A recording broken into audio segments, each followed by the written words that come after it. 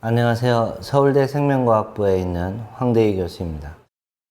요즘에 이제 의료나 생명체에 대한 데이터들이 무수히 많이 쏟아지고 있는데요. 이러한 다양한 데이터들로부터 어떻게 하면 환자의 치료에 대한 그 정보를 뽑아낼 수 있는지 이런 거에 대한 오늘은 백그라운드 얘기들을 해보겠습니다.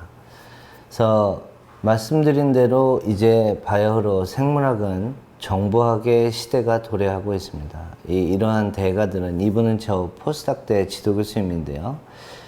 벌써 한 20년 전부터 바이올로지를 이제 인포메이션 사이언스로 보시고 계셨었죠. 그 중에 이제 많은 데이터 중에 가장 대표적인 데이터가 이런 일렉트로닉 헬스 레코드라고 하는 환자가 병원에 갔을 때 병원에서 여러 가지 검사를 한다든지 또는 몸무게, 나이, 혈액형, 그 다음에 가족력, 암이 할머니 대해서 걸렸다든지 이러한 여러 가지 질병에 대한 가족력까지 포함하는 것을 일렉트로닉 헬스 레코드라고 합니다. 이거에 이제 그 하위 개념 중에 하나가 일렉트로닉 메디컬 레코드라고 하고요. 그게 일반적으로 저희가 부르는 임상 정보가 되겠습니다. 그래서 의료 관련돼 갖고 또는 이제 약을 처방을 하니까 투약 관련돼 갖고 여러 가지 데이터들이 제공이 되고 있는데요. 그래서 이제 요 가운데 있는 것이 이제 환자인데, 환자가 병원에 가서 여러 가지 테스팅을 하면 오는 데이터들, 요런 파란 데이터들이 일렉트로닉 메디컬 레코드라고 해서 임상 정보가 되겠고요. 그 다음에 의사가 약을 처방을 하면 어떤 약이 처방됐는지를 이제 제공하는 게 이제 원래는 심평원이죠. 심평원이라는 데서 그런 정보를 저장했다가 제공을 하고 있고, 물론 이제 병원의 데이터베이스에도 어떤 약이 처방이 됐는지 들어 있습니다. 이러한 이제 그 의료 현장에서 생산되는 데이터 뿐만 아니라 이제 이 사람이 가지고 있는 헬스 인슈런스라든지 그다음에 여러 가지 하청업체죠. 병원에서 환자의 이제 혈액 샘플이나 이런 것들을 보내면 거기서 혈액에서 여러 가지 암 표지 단백질이나 오줌에 존재하는 여러 가지 질병을 이제 인디케이션 할 수 있는 그런 질병 지표들에 대한 양을 제공하는 여러 가지 이런 인더스트리. 그다음에 이제 국가 레벨에서 어떻게 이 의료에 대한 여러 가지 플랜, 정책, 이런 것까지를 다 포함해서 의료 현장의 빅데이터라고 합니다. 이거는 같은 그림입니다. 그래서 이제 사실은 이제 이 환자들의 죽음, 그 다음에 이 환자들의 소셜리 어떠한 릴레이션십을 가지고 있는지, 예를 들면 이제 우울증이라든지 치매라든지 이런 것들은 이제 그 사람들의 페이스북이나 인스타그램 이런 것들도 정보가 될 수 있다고 보는 거죠. 환자의 이제 우울증의 심각성이나 이런 것들을 나타낼 수 있는 정보를 제공하고요. 그다음에 이제 아까 얘기했던 임상 정보, 그다음에 의사가 투약한 투약 정보, 이런 것들이 있습니다. 그래서 랩 바이오 데이터가 이제 아까 하청업체에 샘플을 보내서 오줌이나 조직 또는 혈액 이런 데서 여러 가지 제공되는 데이터들을 다 모아서 이제 이게 국가 레벨로 이렇게 센트럴라이즈 된, 그러니까 국가가 운영하는 중앙 데이터 베이스를 하나 만든다, 이런 개념인데요. 우리나라도 이제 이러한 사업을 예타를 통과해서 이제 예타를 준비해서 시작을 하려고 합니다. 그래서 이거를 국가 바이오 데이터 스테이션이라는 국가 과기부, 보건복지부, 산자부가 같이 추진하는 다부처 사업으로 추진이 되고 있고요. 그래서 이런 데이터들이 모임과 동시에 생명과학은 지난 20년 동안 DNA, RNA, 프로틴 이런 대사물질이죠. 메타볼라이트, 같은 이러한 분자 레벨의 데이터를 생산하는 기술이 엄청난 발전을 이루었습니다. 그래서 이게 이제 저희 몸에 존재하는 질환 관련된 약 한 300개 정도의 몸에 있는 부위인데요. 조직이 될 수도 있고, 세포가 될 수도 있고, 장기가 될 수도 있습니다. 이러한 이제 몸 부위의 시료에 대해서 이러한 몰리큘러 데이터들을 얻고 있습니다. 앞에서 말씀드렸던 것은 임상, 모텔리티, 그러니까 죽음, 그다음에 투약 정보, 뭐 가족력, 식생활 습관, 뭐 이런 것들이었는데 이제는 실제로 이 세포에 존재하는 여러 가지 분자들의 양 또는 활성도, 액티비티라고 하죠. 이런 것들을 재는 이 또 다른 앵글의 또 다른 차원의 이 정보를 제공하는 데이터들이 되겠습니다. 그래서 이 DNA를 분석하는 것을 유전체학인 지노믹스라고 하고요. RNA를 분석하는 이거를 전사체 분석이라고 해서 RNA의 양을 재고 있습니다. 그다음에 단백체라고 해서 단백질의 양, 또 단백질은 여러 가지 이제 그 트랜슬레이션, 번역 이후에 여러 가지 이제 변형이 일어나게 되는데요. 그게 포스트 트랜슬레이셔널 모디피케이션이라고 합니다. 그런 번역 후 변형에 대한 정보, 그것들이 이제 세포 내에서 신호 전달이 어떻게 되고, 어떤 단백질들이 이제 제거되고, 뭐 이러한 정보들을 제공하기 때문에 주요한 정보가 돼서 이 단백질 분석은 단백질의 양뿐만 아니라 그런 변형 정보까지 제공을 하고 있습니다. 그다음에 이건 대사물질의 양이 되겠죠. 그래서 이 질환이 걸려서 예를 들어서 렁 캔서라는 거를 얘기를 해보면 이 렁 캔서가 걸린 환자에서 어떤 렁 캔서 특이적인 유전자 변형이 일어나느냐, 그걸 영어로는 이제 소매틱 뮤테이션이라고 하는데요. 그런 유전자 변이를 찾기 위해서 그 유전자 변이를 찾아서 이 환자는 빨리 잘 치료가 될지 아니면 어떤 치료에도 반응을 잘 안 보일지, 이 약물이 좋을지 저 약물이 좋을지 이러한 것들을 결정해 왔었죠. 실제로 여러분들이 이제 암에 걸린 부모님이나 이제 친척분들을 따라가서 보면 그런 변이 검사를 하는 것을 볼 수가 있고요. 그런 변이 정보가 약물의 최적화, 어떤 약물이 좋을지 이런 것들에 사용되고 있는 것들을 볼 수 있습니다. 다음에 트랜스크립토미क्스는 이제 mRNA 양인데 렁 캔서, 그 폐암 환자에서 특이적으로 증가한 RNA가 있느냐, 그리고 약물을 이제 항암 치료를 했을 때 잘 듣고 안 듣는 환자들에서 특이적으로 증가한 mRNA가 있느냐. 그래서 이 단백질이나 mRNA는 비슷한 건데요. 그러한 어떤 특정 환자 그룹에서 발현량이 증가하거나 또는 단백질의 변형 또는 mRNA 양이 특이 분자, 어떤 특정한 유전자에 대한 RNA나 단백질들이 증가하거나 감소한 것을 가지고 예후, 즉 치료를 한 뒤에 수술을 하거나 항암을 했을 때 효과가 어떨지, 뭐 이런 것들 또는 약물이 어떤 것이 제일 좋을지 이런 거를 예측하는 데 사용이 되고 있습니다. 대사물질도 뭐 마찬가지고요. 혈액이나 그 오줌에서 질환 특이적인 대사물질들을 찾아서 그런 것들로 이제 병을 진단하거나 치료하는 데 사용하고 있습니다. 이런 단백질들은 이제 단백질이 이 전사인자라고 그래서 DNA에 붙어가지고 RNA를 만들기도 하고요. 또는 우리가 이제 밥을 먹으면 글루코스가 밥에 있으니까 그런 글루코스 같은 것들을 이제 단백질이 붙어서 해당 과정을 하게 되겠죠. 그래서 이런 분자들은 서로 상호작용을 하게 됩니다. 또 카이네이즈라고, 여러분들은 키나제라고 알고 있을 텐데요. 이런 카이네이즈들이 또는 다른 단백질을 인산화시키고 이러기 때문에 각각 같은 층에서 또는 이런 층과 층 사이에 이 서로 상호작용을 하면서 이 세포 내에서 삶의 그 반응들을 일으키고 있는데요. 그런 것들을 대표하는 게 인터랙톰이라고 하는 겁니다. 인터랙션의 총체적인 상태를 보여주는 것을 옴이라고 하고요. 이 옴이라고 하는 거는 전체를 뜻합니다. 그러니까 프로티옴 하면 단백질이 우리 몸에 한 5만 개 이상이 있는데 그 전체를 재려고 하는 노력이 되겠죠. 트랜스크립톰도 마찬가지입니다. 우리 몸 안에 유전자는 약 2만 5천 개가 있는데 그 중에 반 정도가 발현이 된다고 보면 되겠죠.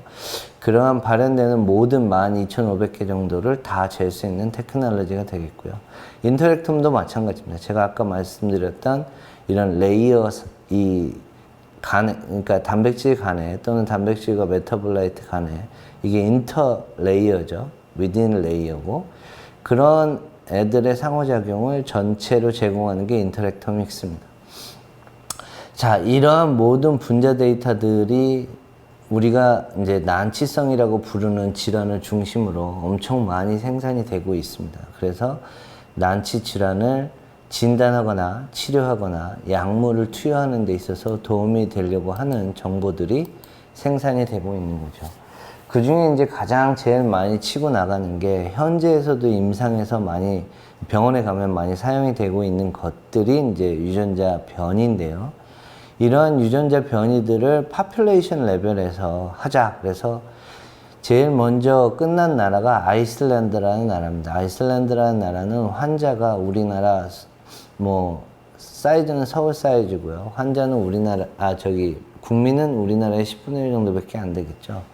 그러한 모든 사람에 대해서 지노무 시퀀싱, 즉 DNA 서열을 분석한 겁니다. 그래서 아이슬란드 국민적으로 다른 나라의 국민에는 없는 유전자 변이가 있는지 없는지 그런 것들로 어떤 이 아이슬란드 국민에게 특이적으로 감염을 잘 일으키고 있는 바이러스나 박테리아들은 없는지 그런 것들에 대한 항체를 잘 만들 수 있는지 이런 것들을 분석하기 위한 파퓰레이션 레벨의 지노믹 프로젝트가 진행이 되고 있습니다.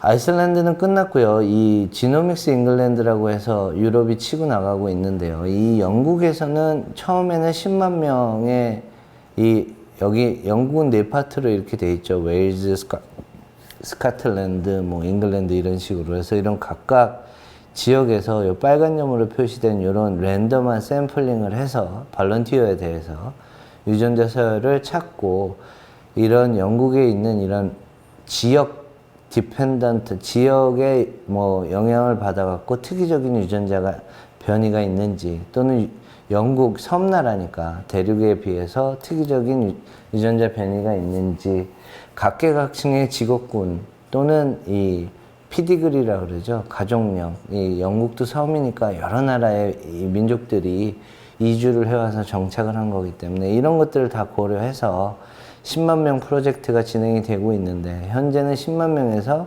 100만 명으로 늘려야 된다. 이러한 이제 요구가 일어나고 있습니다. 그래서 우리나라도 이제 100만 명 프로젝트를 시작했습니다. 영국처럼. 그래서 그것도 이제 예타가 통과되면 100만 명의 여러 가지 일반인, 질환, 환자, 이런 사람들에 대해서 이 유전자 변이가 지놈의 서열 분석이 일어날 건데요. 그거를 국가바이오 빅데이터 사업이라고 합니다. 이것도 마찬가지로 과기부, 보건복지부, 산자부가 다부처로 진행을 하고 있습니다. 그렇다면 이 데이터가 이렇게 모아지면 얼마나 이 데이터가 유용한지 데이터한테 직접 물어볼 수 있습니다. 여러분들이 매일 아침에 보고 있는 이런 페이스북이죠. 이거는 페이스북에 알 수도 있는 사람이라는 거에 이렇게 보면 실제로 굉장히 정확한 것을 알 수가 있습니다. 이거는 어떤 거대한 무슨 모델이 있어서 만드는 게 아니고요. 이거는 완전히 심플한 겁니다. 이 사람이랑 저랑 공동으로 같이 아는 사람이 많으면 그 사람을 제가 알 수도 있다고 그냥 추천하는 거거든요. 그러니까 그냥 친구 관계의 그 네트워크상에서 공통으로 이 지인이 있는 걸 바탕으로 그냥 프로포즈 하는 거죠. 근데 약점은 있습니다. 약점은 뭐죠? 이 사람이랑 내가 친한지 안 친한지, 내가 좋아하는지 안 좋아하는지는 몰라요. 하지만 알 수 있다는 거 요 자체만은 엄청나게 정확하게 되고요. 그 다음에 룰을 찾아낼 수도 있습니다. 요즘에 이제 여러분들은 성문종합영어나 맨투맨으로 열심히 문법을 공부할 텐데요. 나중에 졸업해갖고 영작을 할 때 이 내가 쓰고 있는 표현이 맞는지 틀리는지를 성문종합영어나 사전이나 우리 때는 그랬는데요. 맨투맨을 찾아보고 이런 사람은 이제 아무도 없습니다. 그냥 구글에다 놓고 서치를 하면 구글이 가르쳐 줍니다. hit이 있으면 많으면 아 이게 커먼하게 쓰는 표현이라서 맞는 표현이고 hit이 없으면 아 이거는 문법적으로 틀렸구나. 그래서 사람들이 많이 안 쓰는구나. 이러한 룰을 제공하게 됩니다. 즉 빅데이터한테 물어보면 이게 왜 어떻게 틀렸는지는 얘기해 주진 않지만 맞다 틀리다는 얘기를 해줍니다. 이런 것들이 의료나 이런 생명과학 쪽으로도 적용이 될 수 있습니다. 그 중에 대표적인 것이 이런 인슈런스와 그 보험과 치료 입장에서 이런 것들이 이용이 되고 있는데요. 예를 들면 구글에서 이 엄청나게 데이터를 많이 생산해내고 있습니다. 특히나 아까 얘기했던 분자 데이터, 오믹스 데이터들. 그 다음에 이제 병원이랑 MOU를 맺어서 엄청나게 많은 임상 정보, 가족력, 식생활 습관들을 얻고 있는데요. 그런 것들을 얻기 전에 파일럿으로 이런 게 비즈니스 오퍼튜니티가 있는지를 알아보기 위해서 세운 회사가 23andMe라고 하는 겁니다. 23개의 크로모좀과 나라는 소리죠. 그래서 요런 튜브를 줘요. 500불 정도 보내면 이런 튜브를 줘서 이 튜브에다 여러분이 이제 침을 뱉어서 보내게 되면 여러분 침 속에 있는 DNA를 분석해갖고 어떤 유전자에 어떤 변이가 있는지 가르쳐 주고요. 그것들을 유전자 변이와 질환을 이렇게 연결시켜 놓은 다른 오밈이나 이런 다른 데이터베이스가 있어요. 변이와 질환의 관련성을 저장해 놓은 그런 데이터베이스를 서치해서 여러분이 가지고 있는 특정 이 유전자 변이가 어떤 질환과 연관이 되면 그 질환에 걸릴 가능성이 얼마가 되는지 이제 보고서로 제공을 해주게 됩니다. 그러면 이게 이제 사용이 엄청나게 증가하고 있는데요. 그런 것들을 받아서 이제 헬스 인슈런스 플랜, 건강보험, 우리나라는 국가가 운영하는 공보험 제도인데요. 미국이나 유럽은 전부 사보험 제도거든요. 근데 우리나라도 공보험 제도이긴 하지만 이 회사들이 팔잖아요. 치매보험, 암보험. 그래서 이 헬스 인슈런스 회사에서 23andMe가 제공하는 질병의 예측 결과를 바탕으로 보험의 플랜을 다시 짜게 됩니다. 즉 당뇨가 걸릴 가능성이 큰 환자는 당뇨에 의해서 일어나는 여러 가지 의료 행위에 대한 보험 커버리지를 높이고 암은 적기 때문에 암은 낮추고 치매도 낮추고 근데 치매에 걸릴 확률이 높게 나오면 치매 쪽으로 이 보험을 그 커버리지를 올려서 이런 식으로 진행하는 거를 프리시전 정밀하게 한다. 환자별로 맞춤형으로 정밀하게 인슈런스를 짤 수 있다. 그래서 이런 프리시전 헬스 인슈런스 플랜이 제공이 되고 있고요. 마지막으로 이 어떻게 치료에 제공이 되고 있는지를 설명을 해보겠습니다. 그래서 예를 들어서 폐암으로 다시 돌아가 볼까요? 이 폐암의 100만 명의 환자에 대해서 데이터를 모았다고 칩시다. 예를 들면 아까 말씀드렸던 임상 정보와 가족력, 식생활 습관이 포함된 일렉트로닉 헬스 레코드라는 거를 100만 명의 폐암 환자에 대해서 얻었고요. 그 다음에 이제 폐니까 폐 CT 또는 엑스레이 또는 MRI 정보들에 있고요. 그 다음에 바이오스페시민을 얻어서 폐 조직, 혈액, 오줌 이런 것들로부터 여러 가지 오믹스 데이터들을 만듭니다. 그래서 뭐 RNA를 전체로 되는 트랜스크립톰, 그 다음에 단백질을 전체로 되는 단백질 프로테옴, 그 다음에 지놈, 그 유전자 변이가 폐암 특이적으로 있는 환자들이 있는지 알아보기 위해서 DNA 변이 이런 것들을 다 조직, 그 다음에 혈액에서는 단백질과 그 대사물질을 주로 재고요. 오줌에서도 단백질과 대사물질을 재는데 조직에 대해서는 다 재는 거죠. 이런 것들을 100만 명에 대한 DB를 구축했다고 해보면 이제 새로운 환자가 왔어요. 의사가 보기에 말기 환자예요. 자기가 어떠한 약을 써야 되는지 주어진 시간도 얼마 없어요. 한 몇 개월. 그래서 처음에 치료를 어떻게 하느냐가 중요한 건데 이 데이터한테 묻습니다. 아까 구글처럼 나랑 같은 이 새로운 환자, 말기암 환자, 이제 치료법이 아직 떠오르지 않는 환자에 대해서 이런 데이터들을 다 얻어요. 헬스 레코드, 이미징 데이터, 그 다음에 여러 가지 트랜스크립톰, 지놈, 프로티옴 이런 데이터들을 조직과 혈액, 오줌에서 얻은 다음에 이 DB에 던집니다. 그리고 묻습니다. 가장 가까운, 이 환자와 가장 가까운 100명의 환자를 뽑아라. 그래서 100명의 환자를 뽑은 다음에는 그 100명의 환자의 그 치료 히스토리를 봅니다. 어떤 치료를 받았고 어떤 치료가 가장 효과가 좋았고 그래서 가장 치료 효과가 좋았던 치료법을 고른 다음에 의사한테 컨설팅을 합니다. 의사가 이거는 의학적으로 말이 된다 싶으면 이제 그 방법으로 이 새로운 말기 환자를 치료를 하는 겁니다. 단점은 있죠. 왜 이 약이 이 환자한테 잘 들을지, 이 약이 이 환자한테 안 들으면 어떤 부작용이 있을지 이런 것들은 얘기를 해주지 않아요. Y에 대한 건 얘기를 해주지 않지만 이 100만 명의 데이터로 미루어 볼 때 가장 최적의 치료법은 이 치료법이다 라고 제시를 하는 겁니다. 그래서 이것도 환자별로 맞춤형으로 정밀하게 치료법을 제시할 수 있다. 그래서 이런 것들을 통칭해서 이런 학문 분야를 프리시전 메디슨이라고 하고요. 이러한 방법들이 이제 정착이 되면 의료계에 존재하는 모든 빅데이터들을 통합해서 여러분이 난치성 질환을 걸리게 되면 난치성 질환을 치료할 수 있는 방법을 제시할 수도 있고 또 나이가 들면 이것들을 예방할 수 있는 이 보험 체계를 알려줄 수 있게 될 것이라고 생각합니다. 그래서 오늘은 빅데이터와 어떻게 빅데이터가 이 병의 예방, 진단, 치료에 사용될 수 있는지 프리시전 메디슨에 대해서 강의를 했습니다. 감사합니다.